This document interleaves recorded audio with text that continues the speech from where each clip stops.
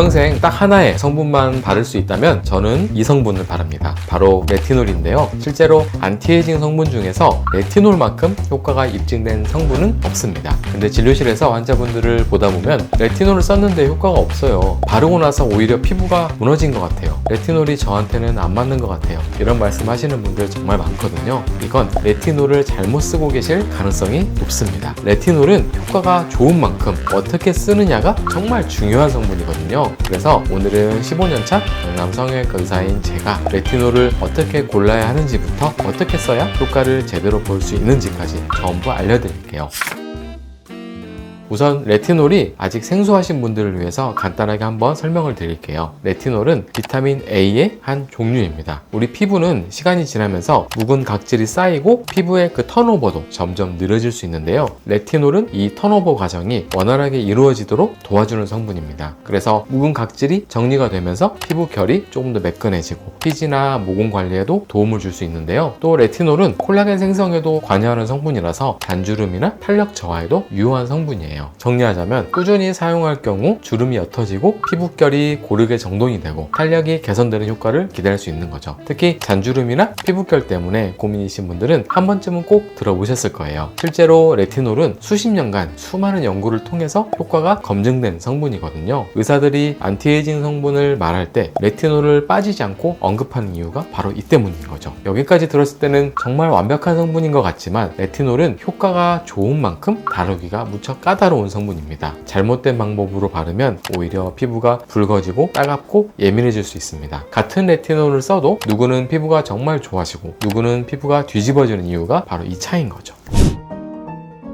일단 우리가 가장 먼저 해야 할 건 바로 내 피부에 맞는 레티놀을 고르는 겁니다. 레티놀은 다 똑같은 레티놀 아니에요? 라고 생각하시는 분들도 많을 거예요. 말씀드렸듯이 레티놀은 비타민 A 계열 성분에 속하는데요. 비타민 A 계열 안에서도 단계별로 여러 종류가 있습니다. 우리 피부 안에서 여러 단계의 변환 과정을 거쳐야 실제로 효과를 내는 형태가 되는 거죠. 먼저 레티놀은 아직 여러 단계를 더 거쳐야 되는 단계에 가깝습니다. 효과는 조금 천천히 나타나지만 상대적으로 자극은 덜한 편입니다.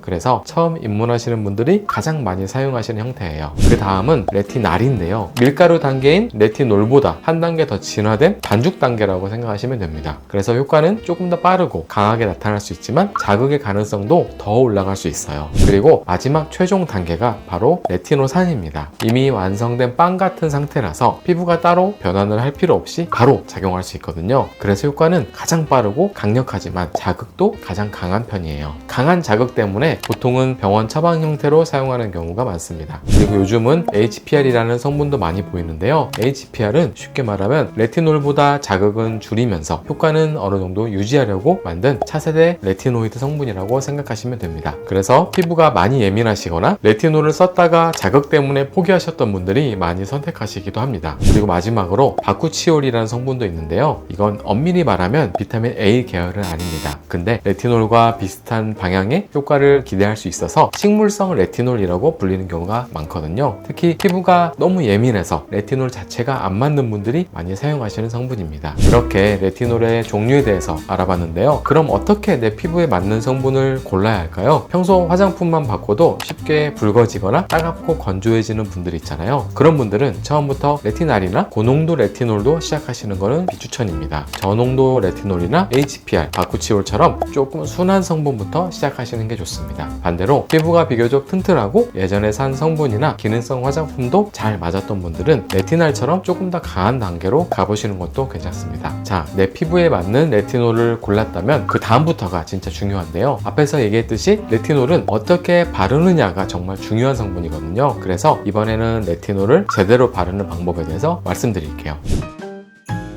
지금부터는 제가 편하게 레티놀이라고 말씀드릴 건데요. 앞에 소개해드린 레티날이나 HPR 같은 비타민 A 계열 성분들도 기본적인 사용 원리는 비슷하다고 생각하시면 됩니다. 많은 분들이 레티놀 효과를 빨리 보고 싶어서 너무 무리해서 바르는 경우가 정말 많은데요. 근데 레티놀은 올바르게 사용해야 그 효과를 볼 수 있습니다. 첫 번째로 알아야 할 건 농도인데요. 물론 농도가 높을수록 효과가 좋긴 합니다. 근데 레티놀은 저농도에서도 충분히 효과를 기대할 수 있는 성분인데요. 특히 처음부터 고농도로 시작해버리면 피부가 적응할 시간을 못 가지고 붉어짐이나 각질 각질, 따가움 같은 자극이 확 올라올 수 있거든요. 그러면 결국 레티놀을 계속 못 쓰고 중간에 포기하게 되는 거예요. 그래서 처음에는 낮은 농도로 피부를 천천히 적응시키는 게 훨씬 중요합니다. 보통 처음 레티놀을 입문하시는 분들은 0.025%에서 0.1% 정도의 저농도부터 시작하시는 걸 추천드려요. 그렇게 2, 3개월 정도 바른 후 피부가 적응됐다 싶으면 0.3%, 그 다음엔 0.5%, 1%로 천천히 올려가시면 됩니다. 그런데 레티놀은 농도가 높아질수록 자극도 훨씬 쉽게 올라올 수 있거든요. 그래서 농도를 올릴 때마다 피부가 건조해지거나 미세한 각질이 생기는 경우가 있는데 이거는 자연스러운 적응 과정이에요. 다만 붉어짐이나 화끈거림, 따가움이 너무 심하다면 그건 피부에 자극이 과하게 들어가고 있다는 신호일 수 있습니다. 그럴 때는 억지로 계속 바르기보다는 사용 횟수를 줄이거나 잠시 쉬어가는 게 훨씬 중요합니다. 하지만 여기서 중요한 건 농도를 올리는 게 필수는 아니라는 거예요. 농도만 올리면 너무 예민해지는 분들도 있거든요. 그런 분들은 나는 계속 낮은 농도만 써야 하나?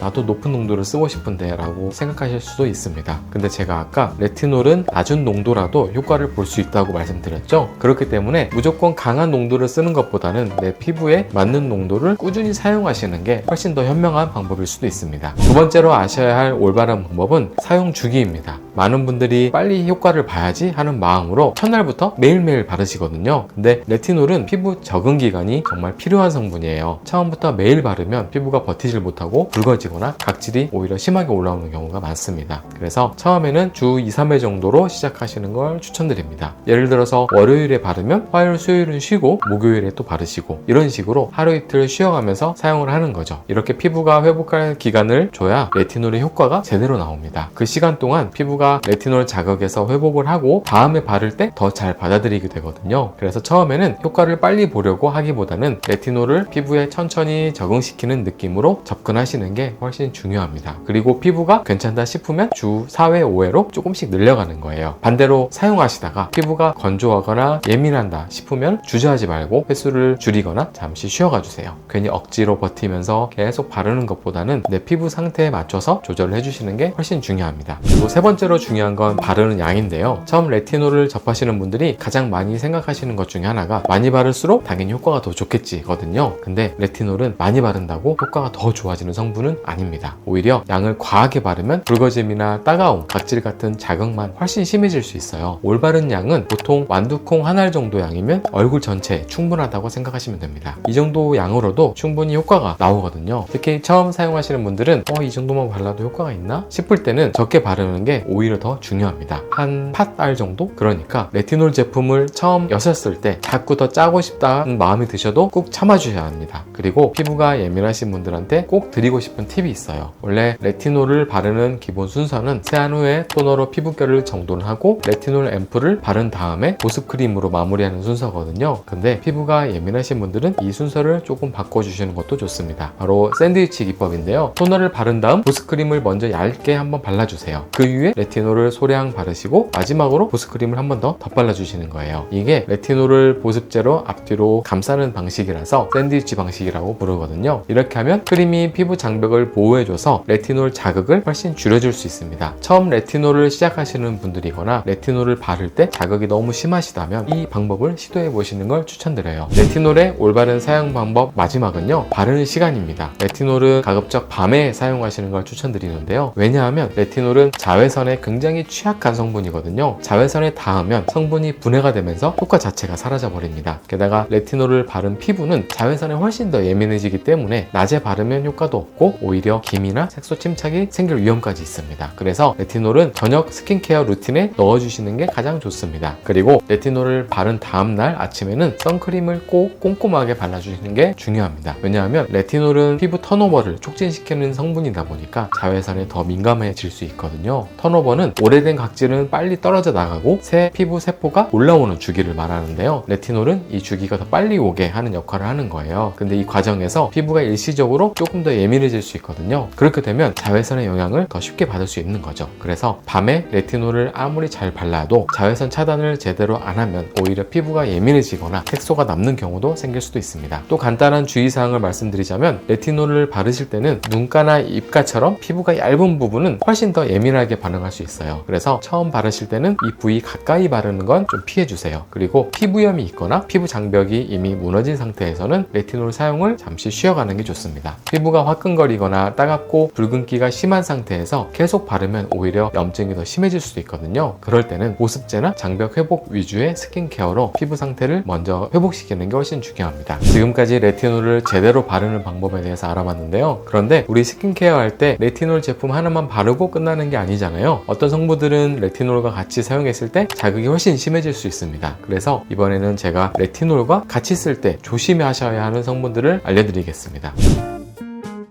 첫 번째는 바로 아나 바아 같은 산 성분인데요. 이 산 성분들은 피부 표면에 묵은 각질들을 정리해주는 성분이에요. 각질을 제거하면서 피부톤을 밝게 해주고 피부 결을 매끄럽게 정돈해주는 역할을 하죠. 피부가 푸석푸석하거나 화장이 들뜨고 각질이 자꾸 올라오는 분들이 많이 사용하는 성분 중에 하나입니다. 그래서 요즘 스킨케어 루틴에 아나 바아 제품을 넣으시는 분들이 정말 많더라고요. 그런데 이 산 계열 성분들은 단점이 있는데요. 바로 피부에 직접적인 자극을 준다는 거예요. 여기에 레티놀까지 같이 쓰면 어떻게 될까요? 레티놀도 피부 세포 재생을 촉진하면서 자극이 있는 성분이잖아요. 이 두 가지를 같은 날 같이 쓰면 이미 자극이 있는 피부 위에 또 자극을 주는 거예요. 그러면 자극이 2배로 쌓이면서 피부가 붉어지고 따갑고 피부 장벽이 무너집니다. 그래서 레티놀을 쓰는 날에는 아나 바아 같은 제품은 사용하지 않는 게 좋습니다. 저는 레티놀 쓰는 날과 아하 바아 쓰는 날을 나눠서 번갈아 가면서 사용하시는 걸 추천드리는데요. 하지만 번갈아 가면서 쓴다고 해도 결국 매일 자극 성분을 쓰는 거잖아요. 그러다 보면 피부가 회복할 시간이 부족해질 수 있습니다. 그래서 피부가 예민해진다 싶으면 둘 다 잠시 사용을 멈춰주시고 다시 시작할 땐 둘 중 하나만 발라주세요. 레티놀과 같이 쓰면 안 되는 조합 두 번째는 비타민C입니다. 비타민C는 안티에이징 성분 중에서도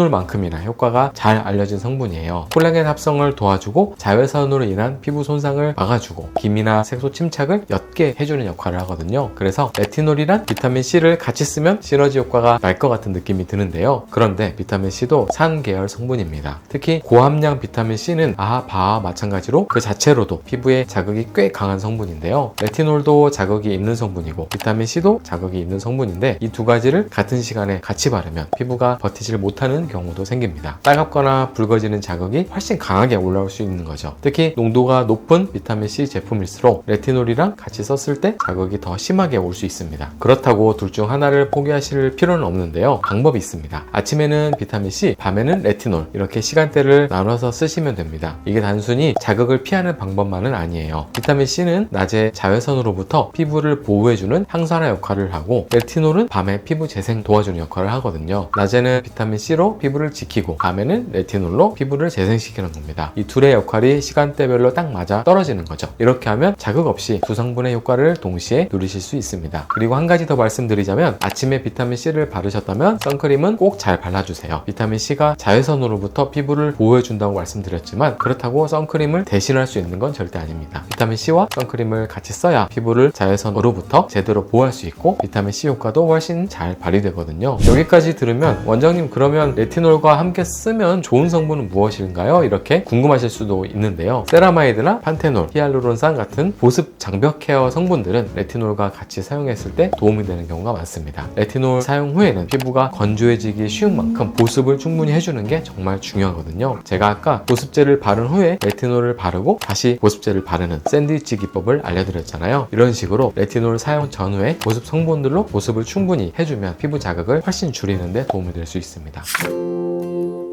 오늘은 레티놀을 제대로 바르는 방법에 대해서 알아봤는데요. 레티놀 정말 좋은 성분이에요. 제대로만 쓰면 주름도 옅어지고 피부결도 달라지는 걸 분명히 느끼실 수 있을 겁니다. 그런데 여기서 중요한 건 레티놀을 바른다고 하루아침에 피부가 확 좋아지는 건 아니라는 거예요. 며칠 바르고 바로 드라마틱한 변화가 나타나는 성분이라기보다는 오래 꾸준히 사용했을 때 그 진가가 나오는 성분입니다. 그리고 오늘 말씀드린 것처럼 잘못 쓰면 오히려 피부가 더 예민해질 수 있어요. 레티놀은 조급하게 접근할수록 자극만 받고 중간에 포기하게 되는 경우가 정말 많거든요. 욕심내지 마시고 내 피부 상태를 보면서 천천히 꾸준히 사용하시는 게 가장 중요합니다. 오늘 말씀드린 것처럼 농도나 사용 주기, 사용량, 같이 쓰는 성분들만 잘 조절해도 레티놀의 효과를 몇 배 이상 끌어올릴 수 있습니다. 이 영상 하나로 레티놀에 대한 고민 다 해결되셨으면 좋겠습니다. 오늘 영상이 도움이 되셨다면 좋아요와 구독 부탁드리고요. 주변에 레티놀 사용법에 대해서 관심 있으신 분들 있으시다면 이 영상을 꼭 공유해주세요. 그럼 저는 다음에 더욱더 유익한 정보로 돌아오겠습니다. 감사합니다.